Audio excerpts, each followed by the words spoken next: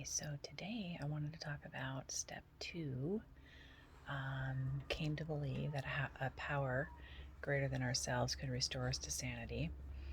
And this step, I guess, is actually a huge hurdle and roadblock for a lot of addicts and alcoholics, just for different reasons. Maybe they've got previous negative experience with people of religion. Um, they don't always act super appropriate for what they're preaching.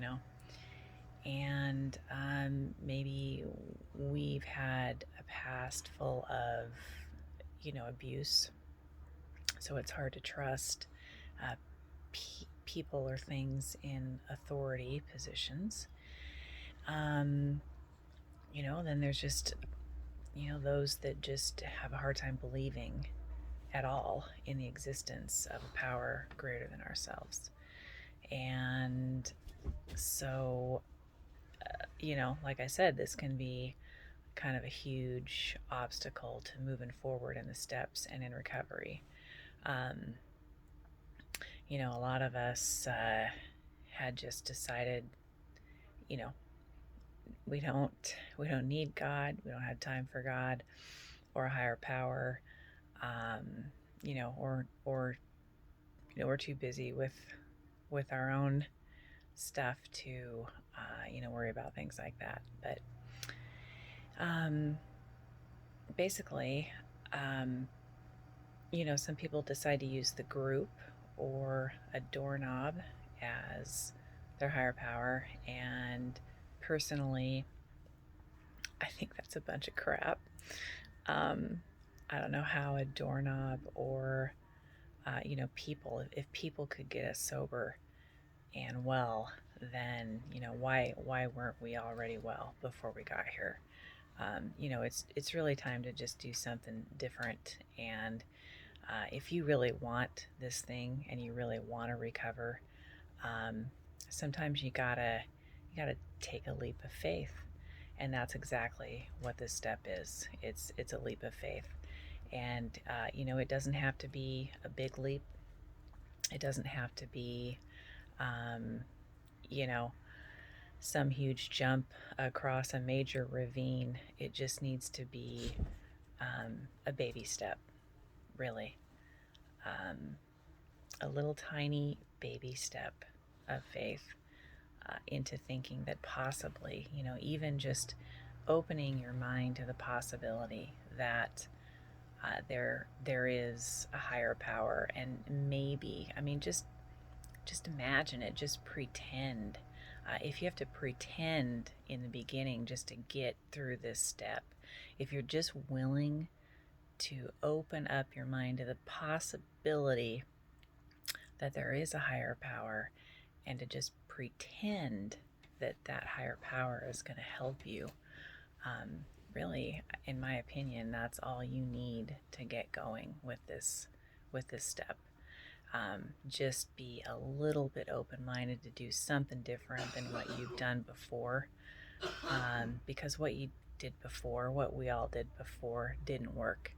And just possibly that higher power really loves you and does want better things for your life. The second part of this step, restore us to sanity. A lot of people have a hard time with that as well. They either don't want to admit that they're insane. I didn't have a hard time with that, actually. That was pretty obvious to me.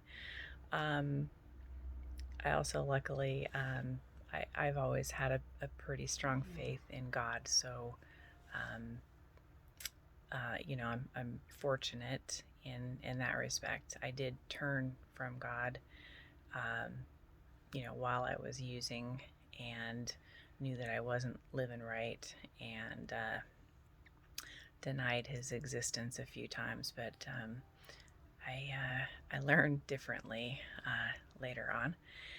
Um, so there's that definition. Insanity is doing the same things over and over and expecting different results. So, if that's something that is going to convince you, obviously we kept on drinking, we kept on using, we kept on, doing these stupid things, thinking that, hey, this time it's going to work, or this time it's going to bring me happiness, or this time I'm not going to get caught. How many times do we got to do the same thing over and over, and think it's going to be different? And honestly, I still do things like that today. Over and over. So I guess I'm, not quite perfect. We're not quite perfect ever. Progress, not perfection. So anyway, I hope that helps a little bit with step two. Like I said, you know, just another book talks about just a mustard seed of faith, and that is all you need. All you need to get started is a mustard seed of faith. Of course, that comes from the Bible, and I do connect the two books quite frequently, and I've seen a lot of similarities, and I've learned that things I've learned in the Big Book and Recovery, a lot of times I can actually find in the Bible and compare it, and have an aha moment. So, but you know, not trying to push that on you. I am just connecting the dots in my own experience, and just want you to try to have an open mind.